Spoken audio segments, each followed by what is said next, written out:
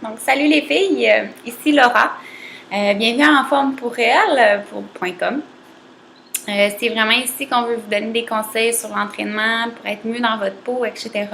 Donc, mon but, c'est vraiment de vous aider à atteindre vos objectifs, que ce soit le raffermissement, la perte de poids, quoi que ce soit. C'est vraiment là que je veux rentrer en ligne de compte parce que je sais que c'est pas toujours facile. Fait que si je peux vous donner mes trucs, les trucs que j'ai appris aussi avec mon expérience, avec mes clients, c'est exactement ça que je veux faire. Donc, n'hésitez pas si jamais vous avez des questions, des commentaires, quoi que ce soit, c'est vraiment pour vous que je fais ça. Fait qu'aujourd'hui, on parle de restriction calorique. Je pense que c'est un sujet qui est super important à comprendre. Puis en ce moment, je le vis d'appoint. C'est une question d'Isabelle Ménard, c'est de savoir si on est capable d'avoir autant d'énergie, avoir un bon entraînement tout en étant en restriction calorique.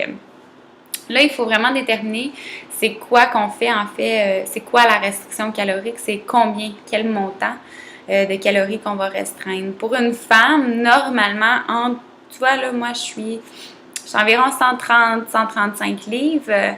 Je vais brûler peut-être 1004, 100 calories à rien faire. Fait que mon métabolisme de base serait autour de 1400.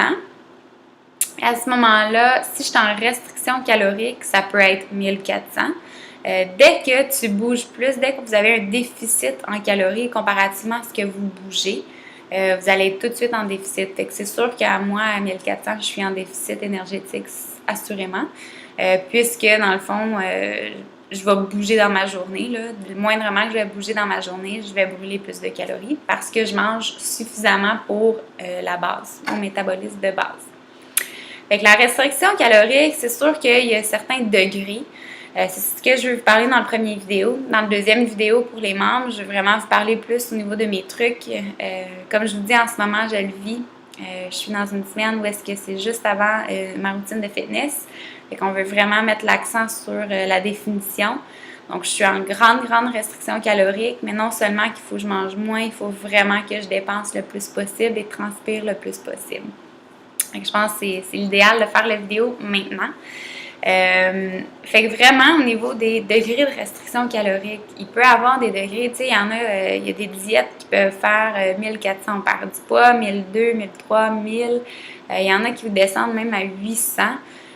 Techniquement, à 800 calories, là, vous devriez être suivi par un médecin, à moins que vous pesiez vraiment pas beaucoup. Tu sais, si une femme pèse 100 livres, pour la mettre en restriction calorique, il faut vraiment diminuer au niveau des calories. Là. Fait que c'est peut-être autour du 1000, même du 900. Là. Encore là, ça laisse à désirer, dépendamment qu'est-ce qu'ils font comme activité physique. Donc, le 800 à 1000, là, en bas de 1000 calories, là, c'est très difficile. C'est vraiment pas beaucoup. Surtout si vous vous entraînez moindrement. Fait que comment avoir cette énergie-là pendant les entraînements, c'est pas évident quand vous êtes aussi bas au niveau des calories. Parce qu'il ne faut pas oublier que il n'y a pas juste dans le fond de faire le mouvement, etc., mais notre cerveau, nos organes ont besoin de l'énergie pour fonctionner. Fait que si on ne leur donne pas ça, il peut créer beaucoup plus de troubles. Donc, c'est pour ça qu'il faut vraiment être suivi par un médecin, c'est l'idéal à ces niveaux-là. Maintenant, quelqu'un qui veut vraiment au niveau d'une perte de poids, plus la restriction est grande, plus la perte de poids va être rapide. Est-ce que c'est vraiment ça qu'on veut? Selon moi, non. Je pense qu'une perte de poids rapide va nous donner, oui, des résultats rapides, mais est-ce qu'ils vont nous donner des résultats qui vont durer longtemps? Je pense pas, parce qu'il faut vraiment restreindre les calories. Faire ça toute la vie, je ne pense pas. Moi, physiquement, je serais incapable. C'est pour ça qu'après les compétitions, on augmente nos calories.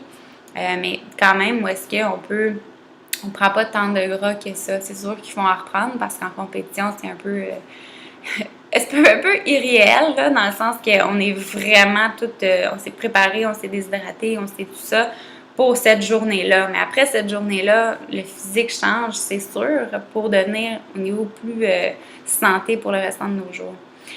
Fait que, deuxième vidéo, je vais vous donner des trucs. Je voulais vous parler un peu en ce moment. Si vous pouvez retenir quelque chose de la première capsule, c'est de ne pas trop restreindre les calories. que moi, selon moi, je vous dis d'aller à votre métabolisme de base. Pour trouver votre métabolisme de base, il y a des formules sur Internet. Ça, c'est sûr que c'est moins recommandé parce que ça peut varier de 200 calories. Puis une séance de 200 calories, ça peut faire une grande différence sur vos résultats. Je sais que Maxime Saint-Onge il est quand même assez calé dans la dépense énergétique pour vous dire ça. Mais, tu sais, c'est une approximation, il faut dire, au niveau de votre poids. Plus vous pesez, plus que vous avez le droit de manger pour maintenir le même nombre même votre poids, dans le fond. Fait que juste ne pas descendre, honnêtement, en bas de 1200 calories, puis après ça, vous devriez être correct. Dépendamment de votre poids. Quelqu'un qui pèse 200 livres, je vous dis 1300, c'est pas assez pour vous autres. Il faudrait peut-être aller plus autour du 1400, 1500. Mais encore une fois, il faut vérifier avec une nutritionniste. La meilleure chose que vous pouvez faire, c'est prendre un rendez-vous avec une nutritionniste. Elle va pouvoir vous dire c'est combien de calories qui est bien. Elle va tout agencer au niveau des vitamines, des minéraux. Super important parce qu'il y a un déficit en une certaine vitamine, on s'en rend pas compte. On a tendance à toujours manger les mêmes choses aussi. Il faut faire attention à ça. Dans la deuxième capsule, je vous donne mes trucs, puis pour justement que ça soit plus vivable. Puis moi, qu'est-ce que je fais dans cette semaine-ci, là, avant une grosse restriction calorique, je vais vous en parler parce que ça va peut-être vous remettre un peu des idées à terme, savoir que finalement, ce que vous faites, c'est pas si pire que ça. Fait que je vous reviens dans 2 petites secondes.